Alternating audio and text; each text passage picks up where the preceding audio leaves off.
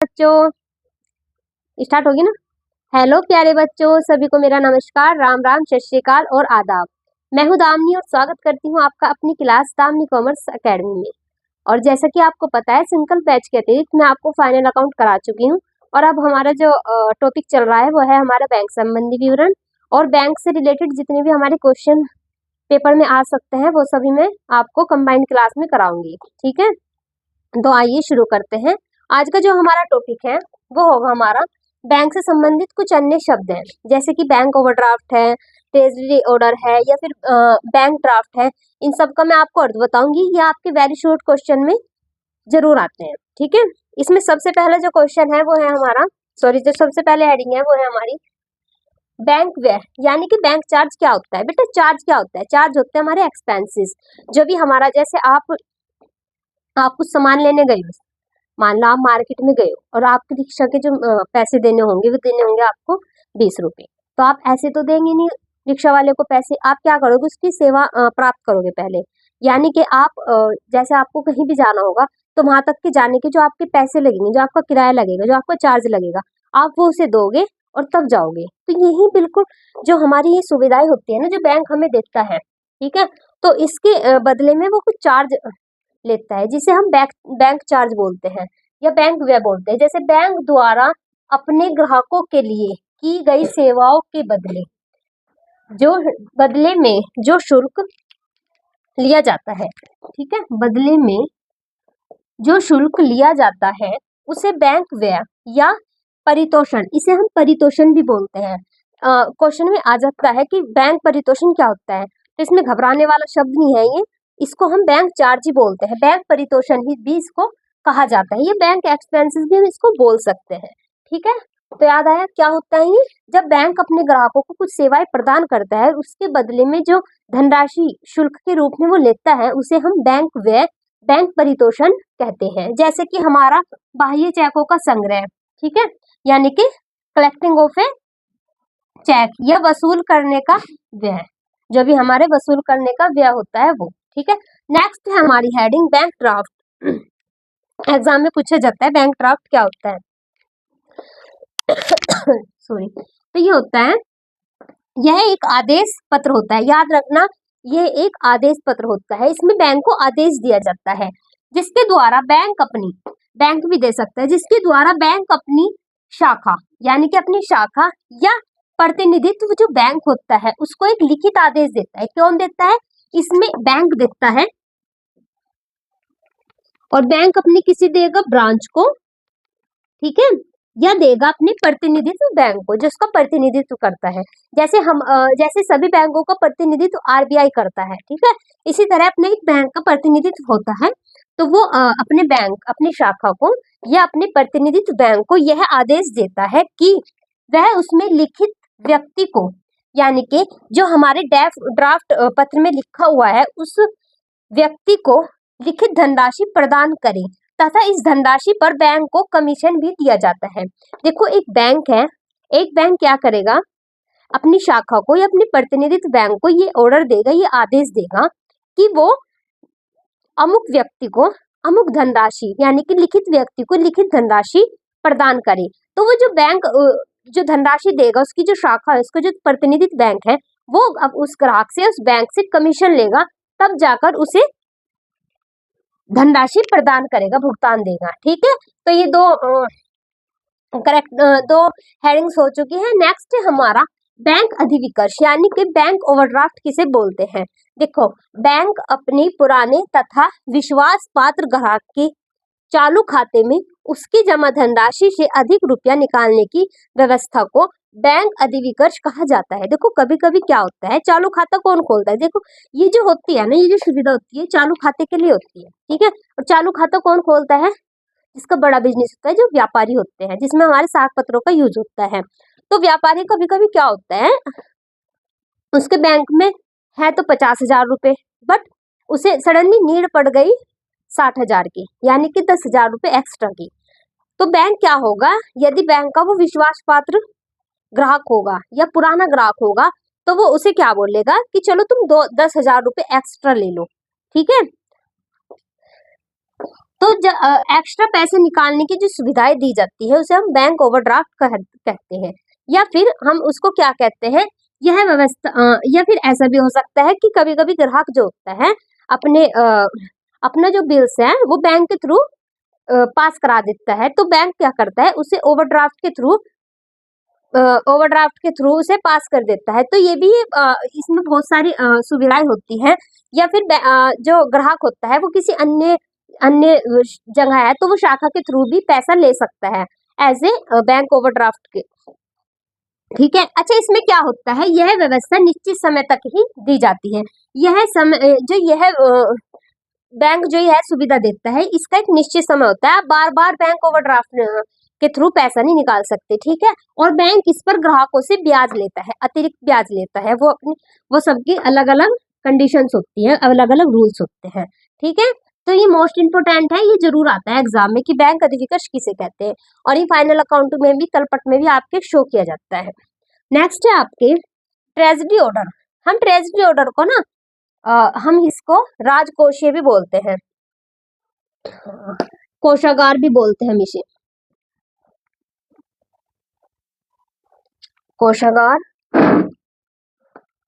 कोषागार आदेश, या हम इसे कहते हैं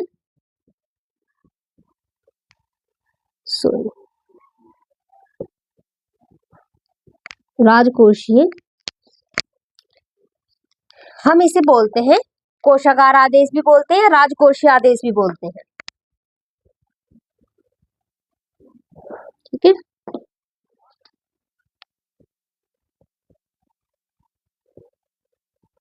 राजकोषीय आदेश ये क्या होता है, वित्त मंत्रालय द्वारा जारी किया जाता है। यह एक सरकारी चेक होता है, और यह गवर्नमेंट का चेक होता है, सरकारी चेक होता है, जिसके द्वारा एक सरकारी विभाग सरकारी खजाने को उसमें लिखित राशि चुकाने का आदेश देता है। ठीक है, यानी कि ये वित्त मंत्रालय द्वारा पास किया जाता है, जारी किया जाता है, और बैंक को आदेश देता है कि वे सरकारी खजाने में से अमुक धनराशि निकाल कर और अमुक भुगतान करें। यानी कि सरकारी विभाग द्वारा भुगतान ट्रेजरी ऑर्डर द्वारा ही प्राप्त किया जा सकता है। ठीक है, ये बैंक को आदेश दिया जाता है कि वह सरकारी खजाने से धनराशि निकालकर और सरकारी किसी कार्य में लगाए, जिसका भी वो बिल पास करते हैं, जिसके लिए भी वह ऑर्डर देते हैं। तो ये हमारा ट्रेजरी ऑर्डर हो जाता है, और इसको हम कोषागार आदेश भी बोलते हैं हिंदी में, और राजकोषीय आदेश भी बोलते हैं। तो ये हमारी फोर्थ शब्दावली है जो हमारे एग्जाम के पॉइंट ऑफ व्यू से मोस्ट इंपोर्टेंट है। ये है इसमें बैंक चार्ज, जो बैंक अपने ग्राहकों से चार्ज लेता है। नेक्स्ट है हमारा बैंक ड्राफ्ट, यानी कि जब ग्राहक जब बैंक अपनी शाखा को आदेश दे दे कि वो धनराशि मेरे ग्राहक को प्रदान करे। नेक्स्ट है हमारा बैंक अधिविकर्ष, जब बैंक अपने बैंक में जो उसकी धनराशि है उससे ज्यादा जो पैसे है बैंक से निकाले, उसको बोलते हैं। नेक्स्ट है हमारे ट्रेजरी, ये हमारे सरकारी विभाग द्वारा जारी किया जाता है, और बैंक को आदेश दिया जाता है कि सरकारी खजाने में से धनराशि निकालकर वह प्रदान करे, और इसको हम हिंदी में कोषागार आदेश भी बोलते हैं। आपसे हिंदी में भी पूछ सकते हैं कि कोषागार आदेश या राजकोषीय आदेश क्या होता है, तो इसको इंग्लिश में ट्रेजरी ऑर्डर ही बोलते हैं। इसका नाम जो हमारे मतलब कि जो इसका नाम फेमस है तो यही है वो ट्रेजरी ऑर्डर। ठीक है, एग्जाम में पूछा जा सकता है। नेक्स्ट है बच्चों हमारा टॉपिक बैंक संबंधी लेन देन, यानी कि जो बैंक से रिलेटेड हमारी जो जितनी भी ट्रांजैक्शन है वो किस प्रकार होगी। ठीक है, तो देखो इसके ना 3 टाइप्स है। पहला है हमारा चालू खाते से संबंधित लेखे, फिर है हमारा सावधि जमा खाते से संबंधित लेखे, ठीक है, और फिर है हमारा बैंक ड्राफ्ट से जितने भी हमारे लेखे होते हैं। ठीक है, तो सबसे पहले मैं आपको कराऊंगी चालू खाते से रिलेटेड जितने भी हमारे लेखे होते हैं। चालू खाता खुलवाता कौन है, इसको व्यापारी ज्यादा यूज करते हैं। ठीक है, और इसमें एक दिन में कितनी भी बार ट्रांजैक्शन कर सकते हैं हम। तो इसका जो है पहला लेखा है इसका, यानी कि करंट अकाउंट, इसको इंग्लिश में बोलते हैं करंट अकाउंट। तो करंट अकाउंट से रिलेटेड जितने भी हमारे ट्रांजैक्शन होगी वो हम ऐसे करेंगे। जैसे हमारी फर्स्ट जो ट्रांजैक्शन है, यदि हमने बैंक में नगद राशि जमा की हो, यानी कि जो व्यापारी है वो बैंक में पैसे जमा कर रहा है। ठीक है, तो क्या होगा, बैंक पाने वाला होगा bank account debit to cash account. ठीक है, ये हमारी नॉर्मल जनरल एंट्री की तरह ही होता है। ठीक है, तो bank account debit to cash account और कैश डिपॉजिट इनटू बैंक, क्योंकि हमने बैंक में पैसा जमा किया है। तो इसकी जो नरेशन बनेगी वो बनेगी bank cash account sorry cash deposit into bank. ठीक है, नेक्स्ट है हमारा बैंक से धनराशि निकालने पर, यानी कि cash account debit to bank account. यदि आपने बैंक से धनराशि निकाली है तो निकालने पर इसके तो कैश अकाउंट डेबिट और बैंक देने वाला हो जाएगा bank account debit to cash account debit to bank account, cash withdraw from the bank. Next है हमारा ग्राहक से चेक प्राप्त करने पर। देखो भाई, ग्राहक से चेक प्राप्त हुआ है, ठीक है, और उस चेक को उसी दिन बैंक नहीं भेजा, यानी कि ग्राहक से चेक तो प्राप्त हो गया बट हमने चेक को बैंक में नहीं भेजा, तो अभी तक चेक किसके पास है? व्यापारी के पास है। तो बनेगा cash account debit to customers personal account, जिसने चेक दिया है उसका नाम आ जाएगा, और इसकी जो नरेशन बनेगी check received from the customer. ठीक है, नेक्स्ट है हमारी फोर्थ ग्राहक से प्राप्त चेक बैंक भेजा गया है, यानी कि देखो यहाँ पे चेक ग्राहक से प्राप्त हो गया बट बैंक नहीं भेजा। अब क्या हुआ, ग्राहक से चेक प्राप्त को हम बैंक भेज चुके, तो इसकी जो एंट्री बनेगी वो बनेगी, यहाँ पर पाने वाला कौन है? बैंक। तो bank account debit to customer personal account, यानी कि जिसने चेक दिया है। ठीक है, और इसकी जो नरेशन बनेगी वो होगी हमारी received cheque and send to bank. ठीक है, नेक्स्ट है हमारी यदि प्राप्त चेक, यानी कि जो चेक प्राप्त हुआ है उसकी वसूली के लिए उसे बैंक भेज दिया गया, भुनाने के लिए बैंक भेज दिया गया, तो उसकी जो एंट्री बनेगी, देखो इस सिचुएशन में पाने वाला bank account debit to cash account. ठीक है, टू कैश अकाउंट, और फिर इसकी नरेशन बनेगी चेक डिपॉजिट इनटू बैंक। ठीक है, नेक्स्ट है हमारा किसी लेनदार को चेक काट कर देने पर। भाई कोई लेनदार है, उसे चेक काट कर दे दिया, ठीक है, तो इसकी एंट्री क्या बनेगी? जो भी हमारा लेनदार को, जो भी हमारा उसका नाम होगा, उसका नाम लिखेंगे creditors personal account debit to bank account. ठीक है, बैंक के थ्रू हो रहा है और इसका जो ट्रांजैक्शन बनेगी वो बनेगी चेक गिवन। ठीक है, नेक्स्ट आ जाते हैं किसी देनदार द्वारा सीधे बैंक खाते में रुपया जमा करने पर।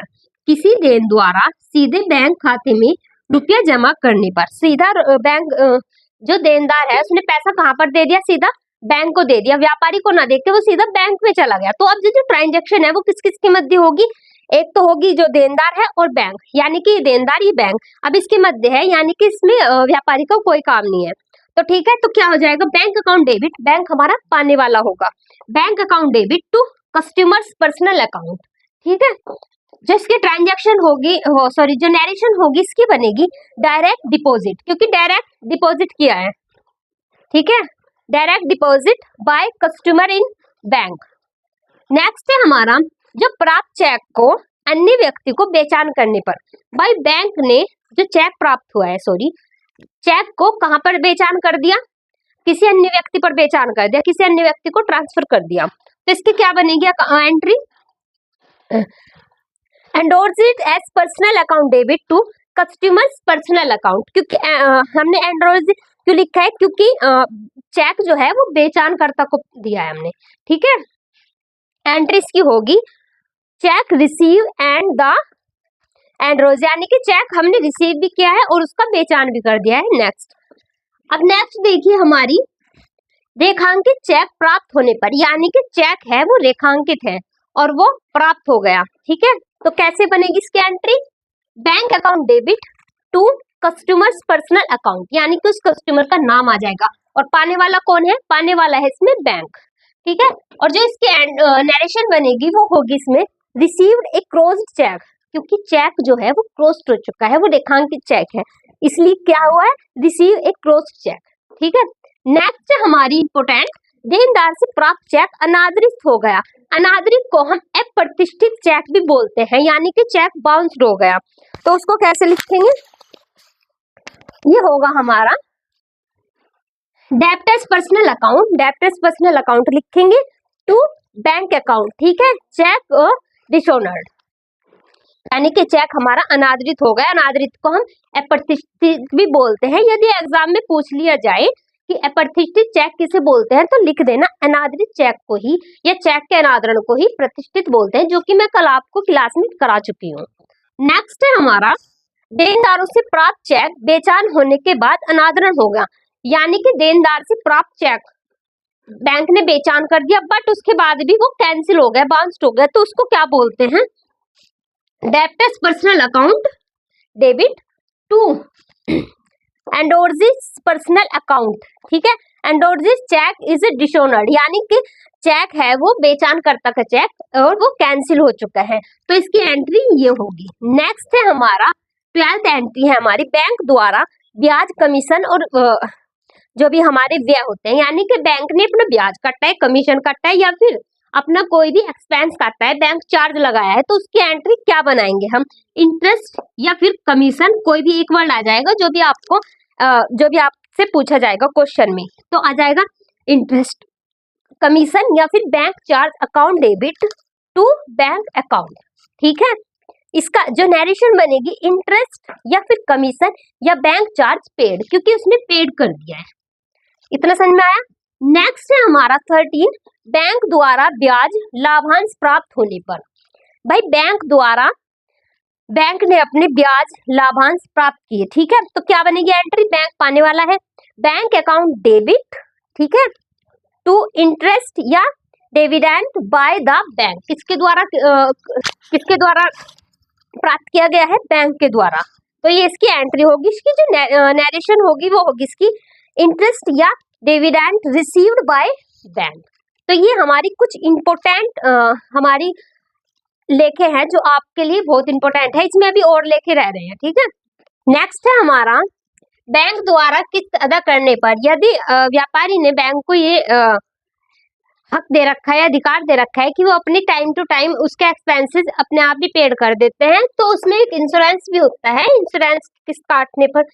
तो जो ये हमारी एंट्री बनेगी, ये बनेगी हमारी insurance premium account debit to bank, क्योंकि जो पैसा है वो बैंक के थ्रू जा रहा है। ठीक है,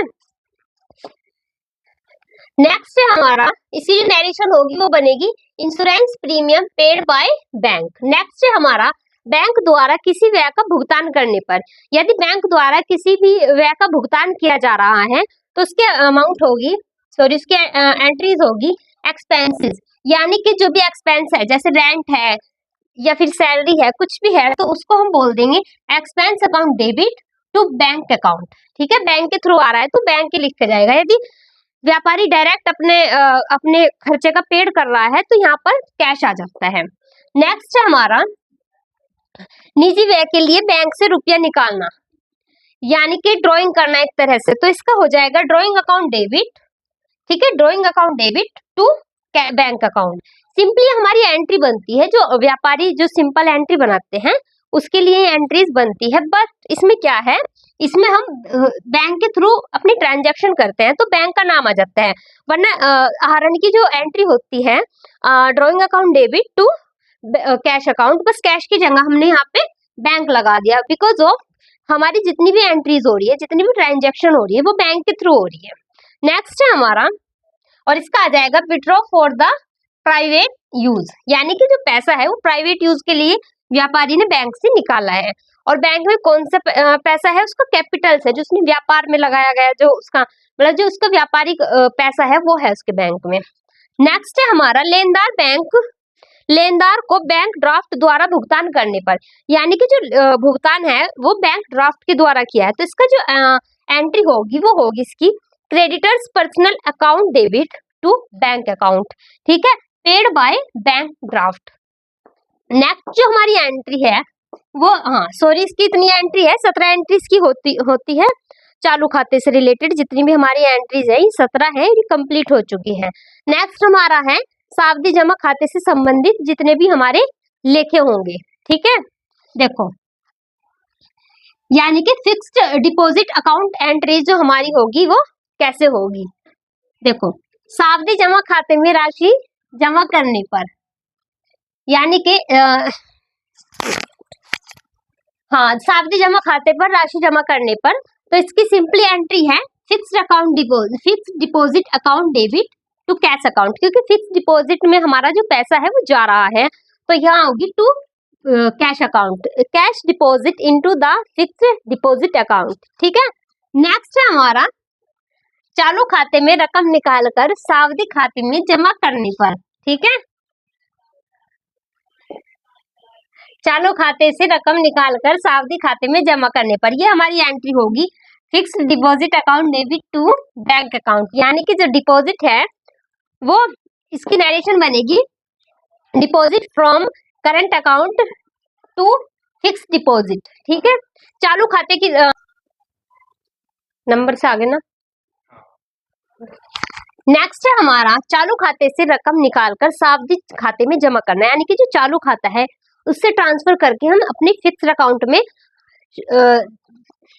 राशि को जमा करेंगे। तो इसकी जो एंट्री होगी वो होगी हमारी fixed account debit to bank account. ठीक है, और जिसकी नरेशन होगी वो होगी हमारी deposited from the current account to FD account. ठीक है, नेक्स्ट है हमारा सावधि जमा खाते की राशि ब्याज सहित नगद प्राप्त होने पर।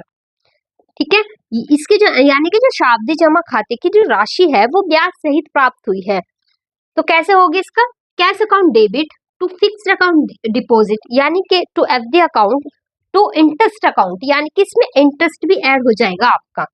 ठीक है, और जो एंट्री जो इसकी नरेशन वो बनेगी हमारी कैश रिसीव, क्योंकि हमने कैश को रिसीव किया है विद इंटरेस्ट, और इंटरेस्ट किसने दिया, हमें बैंक ने। नेक्स्ट है हमारा सावधि जमा खाते की राशि चालू खाते में जमा करने पर। ठीक है, तो हमारी जो एंट्री बनेगी, यानी कि जो सावधि जमा खाते की राशि है उसको हमने चालू खाते में, देखो यहाँ से तो हमने चालू खाते से लाए थे फिक्स में, यानी कि सावधि में। ठीक है, बट इस यहाँ पर हम ला रहे हैं सावधि से, यानी कि फिक्स्ड से करंट अकाउंट में हम अपने पैसों को जमा कर रहे हैं, ट्रांसफर कर रहे हैं, तो कैसे होगी उसकी entry, bank account debit to fixed deposit, उसके बिल्कुल मतलब कि इसके अपोजिट हो जाता है, इस एंट्री के अपोजिट इसकी एंट्री हो जाएगी। देखो, bank account debit to fixed deposit account, जिसकी नरेशन बनेगी वो हमारी होगी fix deposit account transfer to the current account. ठीक है, नेक्स्ट है हमारी सावधि जमा खाते की राशि ब्याज सहित चालू खाते में हस्तांतरित करने पर, यानी कि आपने जो राशि है अपनी सावधि जमा खाते में चालू खाते में ट्रांसफर की है बट विद इंटरेस्ट, तो उसकी एंट्री क्या होगी, तो bank account debit to fix deposit account to interest account, क्योंकि हमें जो इंटरेस्ट है बैंक की तरफ से मिल रहा है। ठीक है, नेक्स्ट जो इसकी नरेशन बनेगी वो बनेगी इसकी अमाउंट ऑफ ए एफडी, यानी कि amount of a FD with the interest transfer to a current account. ठीक है, नेक्स्ट है हमारा बैंक ड्राफ्ट से संबंधित जितने भी लेखे हो, देखो सावधि से रिलेटेड जितने भी लेखे हैं वो होते हैं हमारे 5 प्रकार के, और चालू खाते से रिलेटेड जो हमारे जितने हमारे लेन देन बन सकते हैं, जितनी हमारी ट्रांजैक्शन हो सकती है वो है हमारी 17, सावधि से रिलेटेड है हमारी 5। ठीक है, और अब हमारी है बैंक ड्राफ्ट से रिलेटेड, वो है हमारी 3। लेनदारों से प्राप्त ड्राफ्ट भुनाने पर, भुनाने का मतलब होता है इसको पैसे चेक को या ड्राफ्ट को कन्वर्ट कराने के लिए, पैसे में कन्वर्ट कराना उसको बोलते हैं भुनाने पर। ठीक है, तो नेक्स्ट जो एंट्री बनेगी हमारी वो बनेगी हमारी cash account debit to debtors personal account. ठीक है, फिर इसकी जो ट्रांजैक्शन बनेगी वो बनेगी हमारी बैंक ड्राफ्ट इन कैश, फिर होगी हमारी जो हमारी सेकंड एंट्री है इसकी होगी प्राप्त बैंक ड्राफ्ट को बैंक में जमा करने पर, यानी कि जो हमारा बैंक ड्राफ्ट है उसको हमने बैंक में जमा करा दिया, तो उसकी जो एंट्री बनेगी वो होगी हमारी bank account debit to debtors personal account, उस व्यक्ति का नाम आ जाएगा।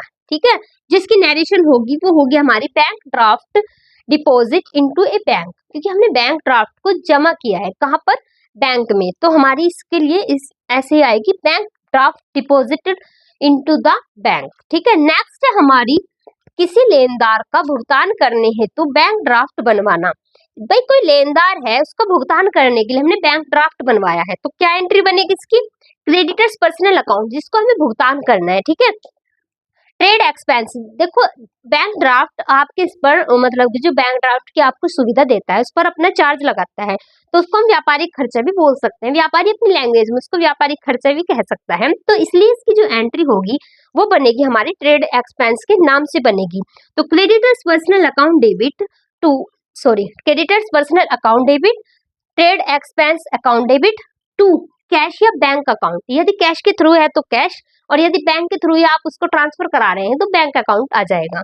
ठीक है, जो इसकी ट्रांजेक्शन होगी वो होगी हमारी परचेज द बैंक ड्राफ्ट। आपने क्योंकि परचेज किया है बैंक ड्राफ्ट को, purchase the bank draft and paid bank commission, और बैंक कमीशन को भी पेड किया है। तो ये हमारी कुछ इंपोर्टेंट बैंक से रिलेटेड हमारी एंट्रीज है। और इन एंट्रीज का जो ये एंट्रीज है हमारी, इनका जो ये हमारी बैंक समाधान विवरण में भी बहुत हेल्पफुल रहेगी, इसलिए मैंने आपको ये कराए हैं। मोस्टली वैसे एग्जाम में नहीं आता है, बट इनको पढ़ना जरूरी है, क्योंकि बैंक से रिलेटेड जो भी हमारे जितनी भी हमारी थ्योरेटिकल पार्ट है उसमें भी पूछ लिया जाता है कि इसकी एंट्री क्या होगी, या फिर हमारे जो बैंक स्टेटमेंट का जो हमारा चैप्टर है उसमें भी ये आपके लिए बहुत जरूरी है। तो मैंने आपको बताया ना, हमारी जो ट्रांजेक्शन्स होती हैं वो 3 प्रकार की होती हैं। एक तो हमारी चालू खाते से रिलेटेड, सावधि खाते से रिलेटेड, और नेक्स्ट होता है हमारा बैंक ओवरड्राफ्ट से रिलेटेड। जो मैंने आपको बताई है चालू खाते से रिलेटेड, वो तो है हमारी 17 एंट्रीज, ठीक है, जो इम्पोर्टेंट है। फिर है हमारी जो हमारी सावधि खाते से यानी कि एफडी से रिलेटेड है, क्योंकि वो जो उसके ट्रांजेक्शन्स होते हैं ना एफडी के, वो बहुत ही लिमिट्स होते हैं। ठीक है, तो उसमें क्या होता है, उसमें कमी लेन देन होता है, या फिर वो एक निश्चित अवधि के लिए ही वो हमें प्राप्त होता है। तो जो उसकी ट्रांजेक्शन बताई है मैंने, वो मैंने आपको बताई है 5, और बैंक ओवरड्राफ्ट की ट्रांजेक्शन मैंने बताई है आपको 3। ठीक है, इतनी इनमें जो ट्रांजेक्शन है बोर्ड एग्जाम के पॉइंट ऑफ व्यू से मोस्ट इंपोर्टेंट है, आप इसको पढ़ लेना एक बार। ठीक है, नेक्स्ट हमारा जो इम्पोर्टेंट टॉपिक है वो है हमारा बैंक समाधान विवरण। ये एग्जाम के लिए आपके बहुत इंपॉर्टेंट है। इनफैक्ट यहाँ से थ्योरेटिकल पार्ट आपका बहुत पूछा जाता है, वो भी लॉन्ग क्वेश्चंस में। ठीक है, और इसके क्वेश्चन भी जरूर आते हैं न्यूमेरिकल्स। तो बैंक समाधान विवरण के बारे में बात करते हैं। बैंक समाधान विवरण को हम इंग्लिश में बोलते हैं बैंक रिकंसिलिएशन स्टेटमेंट। यहाँ पे आज इसकी, ठीक है, नेक्स्ट अब इसकी परिभाषा पढ़ते हैं। बैंक समाधान विवरण परिभाषा आपको जरूर याद करनी है। यदि आपको विनिमय विपत्र की परिभाषा दी है या कुछ भी दी है, आपको परिभाषा जरूर याद करनी है। यदि 1% मान लो आपकी परिभाषा नहीं याद है, बट आपने कॉमर्स के बहुत सारे जो हमारे राइटर्स हैं, ठीक है, उनका नाम आप याद कर लें और एक डेफिनेशन अपनी तरफ से बनाकर लिख के। ये मैं तब बोल रही हूँ यदि आपके डेफिनेशन वहां पर याद नहीं है, बट आपको उसका अर्थ याद है। जैसे आपको बैंक समाधान विवरण का अर्थ याद है कि बैंक समाधान विवरण ये होता है, तो आप एक छोटा सा कॉलम एक ब्लैक पेन से अपनी परिभाषा लिखिए और एक किसी भी राइटर का नाम लिख दीजिए। ठीक है, क्योंकि सेम से राइटर्स है हमारे, जैसे कार्टर है, तो कार्टर ने बहुत सारी चीजों के ऊपर डिस्कस किया हुआ है, जैसे वस्तु विनिमय के ऊपर भी किया है, या फिर हमारे बैंक समाधान विवरण के ऊपर भी इन्होंने बोला है। जैसे विलियम्स है, विलियम्स की परिभाषा, जो विलियम्स के द्वारा दी गई परिभाषा है वो आपको हर चैप्टर में मिलेगी।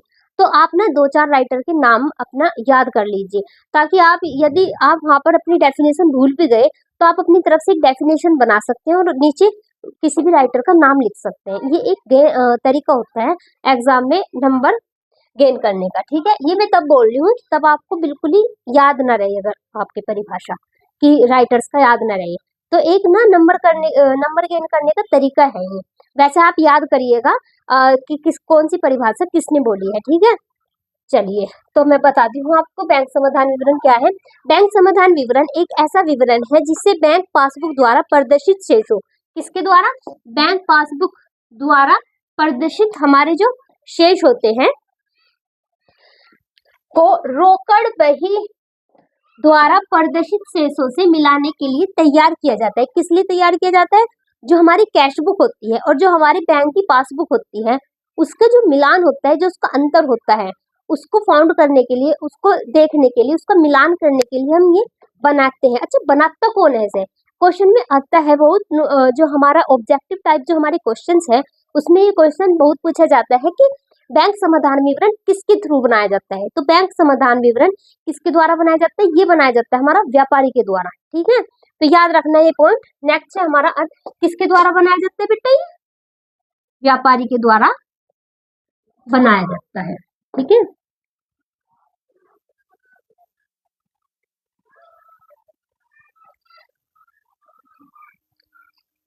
Who create the bank reconciliation statement? तो कौन बनाता है ये हमारा ट्रेडर्स बनाते हैं, व्यापारी बनाते हैं, स्वामी बनाते हैं, जो व्यापार का स्वामी होता है। ठीक है, नेक्स्ट है हमारा, इसका अर्थ क्या होता है? बैंक समाधान विवरण एक ऐसा विवरण है जो व्यापारी के द्वारा तैयार किया जाता है, जो कि पासबुक, याद रखना, एक पासबुक, ठीक है, पासबुक, और जो व्यापारी के पास होती है रोकड़ बुक, यानी कि रोकड़ बही के कॉलम के शेषों के मिलान करते हैं। बैंक समाधान विवरण एक ऐसा विवरण है जो व्यापारी के द्वारा बनाया जाता है, जो कि पासबुक और रोकड़ बही के कॉलम के शेषों का मिलान करता है, ठीक है, इतनी बात समझ आ गई। किस लिए बनाया जाता है भाई? व्यापारी के थ्रू बनाया जाता है। और क्यों बनाया जाता है? जो व्यापारी अपनी कैश बुक बनाता है, यानी कि रोकड़ बही बनाता है, उसका मैच वो अपनी पासबुक से कर सके। ठीक है, उसके अंतर को देख सके कि यदि इसमें अंतर आ रहा है, देखो यदि रोकड़ बही का शेष और हमारी पासबुक का शेष सेम है, बैलेंस सेम है हमारा, तो कोई दिक्कत नहीं। बट अगर बैलेंस सेम नहीं है तो फिर वो क्या करेगा? उसके अंतर को जानेगा कि ऐसा क्यों हुआ है। ठीक है, तो इसलिए हमारा जो बैंक समाधान विवरण है तैयार किया जाता है। नेक्स्ट हमारा रोकड़ बही क्या होती है? क्वेश्चन बहुत पूछा जाता है आपसे, वेरी शॉर्ट क्वेश्चन के लिए मोस्ट इंपोर्टेंट क्वेश्चन है, टिक कर लेना आप, इसमें मोस्ट इंपोर्टेंट है, और ये भी बहुत अच्छा है क्वेश्चन में कि बैंक समाधान विवरण क्या है। ठीक है, तो क्या है भाई? देखो रोकड़ बही क्या है हमारी? यह एक प्राथमिक लेखे की पुस्तक है। कौन सी है प्राथमिक लेखे की पुस्तक? है रोकड़ बही। ठीक है, जिसमें व्यापारी सभी नगद प्राप्तियां, याद रखना, रोकड़ बही यानी कि कैश बुक जो हमारी होती है, नाम से पता चल रहा है कि हमारी कैश बुक में जितनी भी हमारी नगद प्राप्तियां होती है और नगद हमारे भुगतान होते हैं, उनका लेखांकन कहाँ पे करते हैं? हमारी रोकड़ बही में करते हैं, तथा इसमें से बैंक से संबंधित लेन देनों का भी लिखा जाता है। भाई रोकड़ बुक में यानी कि रोकड़ बही में हमारी कौन सी स्टेटमेंट रहती है? जो हमारी नगद है। ठीक है, और जो हमने बैंक के थ्रू जो हमारे बैंक के थ्रू ट्रांजेक्शन है वो भी इसमें लिखा जाता है। तो ये हमारी रोकड़ बही होती है। और कौन सी बुक होती है?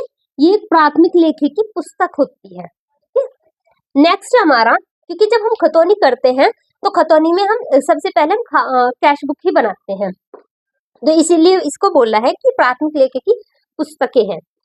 नेक्स्ट है हमारा बैंक पासबुक क्या होता है? भाई बैंक पासबुक क्या होता है? देखो जब आप अकाउंट खुलवाते होंगे तो जब आप किसी भी बैंक में अकाउंट खुलवाते हैं तो आपको बैंक ने बुक देता होगा, अपने मम्मी के, पापा के, आपका भी खाता होगा तो वहां से एक बुक मिलती होगी जिसमें आपके फोटोज भी होते हैं, आपका नाम, ये सब उसमें ऐड रहता है।